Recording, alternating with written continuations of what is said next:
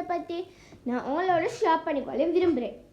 சரியா? என்ன பாடம் என்றால் தமிழ் பாடம். எத்தனை யூனிட் என்றால் 16ஆம் யூனிட். வாங்க நாம பாடத்துக்குள்ள போகலாம்.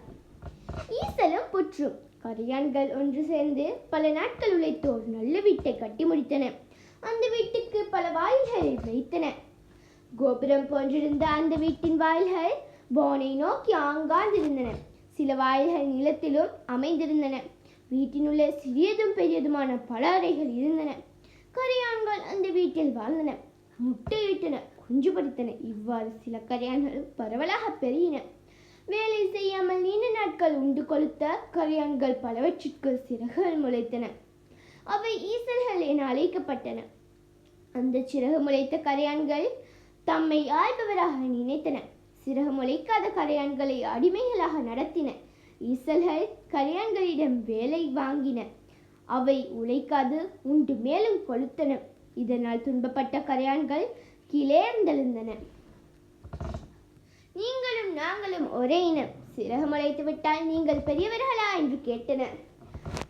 இதை கேட்ட உங்களுக்கு உரிமை இல்லை, நீங்கள் அடிமைகள், சொன்னதை செய்யுங்கள் என்று ஈசல்கள் கரையான்களை அடக்கின. உரிமை கேட்ட கரையான்கள் நாள்தோறும் ஈசல்களால் கடித்து குதிரப்பட்டன. நீங்கள் செய்வது அநியாயம் என்று வாதாடிய கரையான்கள் ஈசல்கள் பாய்ந்து பாய்ந்து தாக்கின. உங்களைப் போல நாங்களும் அற்ப கரையான்கள் அல்ல. நாங்களும் உங்களை விட எல்லாவற்றிலும் உயர்ந்தவர்கள், சிறகு முளைத்தவர்கள் என்று பெருமை பேசின. அப்படியானால் நல்லது, நீங்கள் உயர்ந்தவர்களாகவே இருங்கள், நாங்கள் போய் வேறு வீடு கட்டிக்கொள்கிறோம் என்று கூறிய கரையான்கள் அந்த புற்றை விட்டு புறப்பட்டன. நீங்கள் போவதா? எங்களை விட்டா அது நடவாது. நீங்கள் அடிமைகள், காலம் முழுக்க எங்களுக்கு அடங்கி கிடந்து உழைக்க வேண்டியவர்கள் என்று கூறிய ஈசல்கள் கரையான்களை தடுத்து தாக்கத் தொடங்கின. கொளுத்த ஈசல்களில் தாக்குதலுக்கு இலக்கான கரையான்கள் பல துடித்து இருந்தன. நாங்கள் போய்விட்டால் உங்களால் வாழ முடியாது, உங்களால் உணவு தேட முடியாது, அதுதான் எங்களை போக விடாமல் தடுக்கிறீர்கள். தன் மானம் இருந்தால் எங்களை விட்டுவிட்டு நீங்கள் வாழுங்கள், வாழ்ந்து பாருங்கள் என்று எதிர்த்து பேசிய கரையான்களை ஈசல்கள் கடித்து குதறி இழுத்து நிலத்தில் தள்ளி ஏறி மிதித்தன.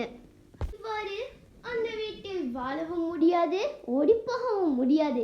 கரையான்கள் பட்ட துன்பம் சொல்லி அடங்காது. தன் மானமுள்ள கரையான்கள் எதிர்த்து நின்று செத்து முடிந்தன. எஞ்சிய கரையான்கள் அடங்கி ஒடுங்கி அடிமைகளாக உழைத்தன. ஈசல்களோ அப்பாவிகள். கரையான்களில் உழைப்பை உண்டு கொளுத்து கிடந்தன. உல்லாச உல வந்தன. காலம் ஓடியது. கொடை முடிந்தது. மாறி மலர்ந்தது. தலைமலை கண்ட விவசாயி வயலுக்கு வந்தான். வரம்பு கொத்து மண் வைக்க தொடங்கினான்.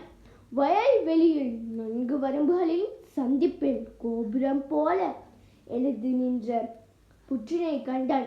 அடடா, எப்போது இந்த புற்று எழுந்தது என்று வியந்தான். எத்தனை பாம்புகள் இந்த புற்றில் இருக்குமா என்று பாயந்தான்.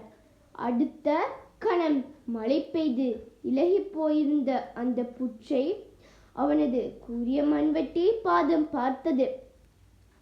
தமது வீடு சிதைப்படுவதை உணர்ந்த அடிமை கரையான்கள் அந்த வீட்டின் நிலவரையில் ஓடி ஓடி ஒளிந்தன. இதை கண்டு ஈசல்கள் பயந்தாங்கோலிகளே என்று பிரகசித்தன. நீங்கள் ஓடி நிலவரையில் பதுங்கிக் கொண்டால் தப்பி விடுவீர்களா? அந்த கூரிய மண்வெட்டி நிலவரையையும் தகர்த்து பாயும் என்று சிரித்த ஈசல்கள் சிறகுகளை அசைத்த வண்ணம் எழுந்தன.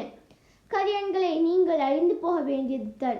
சிறகுகள் இருந்தால் எங்களைப் போல பறந்து தப்பிக்கொள்ளலாம். பாவம், என்ன செய்வீர்கள்? எப்போது சொல்லுங்கள். யார் உயர்ந்தவர்கள், நாங்களா நீங்களா? இதோ பாருங்கள், நாங்கள் பறக்கிறோம், உயர பறக்கிறோம் என்று ஆரவாரித்தவரே ஈசல்கள் எல்லாம் பறக்க ஆரம்பித்தன. 2 வந்து மழை சோவென பொழிய ஆரம்பித்தது. விவசாயி மண்வெட்டியை தூக்கியவாறே வீட்டை நோக்கி ஓடினான். பறந்த ஈசல்கள் மழையிற்பட்டு சிறகொடைந்து கீழ் விழுந்தன. எஞ்சிய ஈசல்கள் பறந்தும் குருவிகளுக்கும் கவ்வி விழுங்கின. சிறகொடிந்த நிலத்தில் விழுந்த நகர்ந்த ஈசல்கள் கொக்குகளுக்கும் கோழிகளுக்கும் இரையாகின. மழை ஓய்ந்தது, இருள் கலைந்தது, ஒளி பிறந்தது. அந்த கதியான்கள் புதிய இடத்தில் புதிய கோபுரத்தை கட்டி கொண்டிருந்தன. உழைப்பு உழைப்பு, அதுதான் புதுமையின் பிறப்பு என்று அவை பாடிக்கொண்டிருந்தன. இந்த வீடியோ பிடிச்சிருந்தா லைக் மற்றும் சப்ஸ்கிரைப் பண்ணுங்க. இந்த வீடியோவை மற்றவர்களுக்கும் ஷேர் பண்ணுங்க. நன்றி.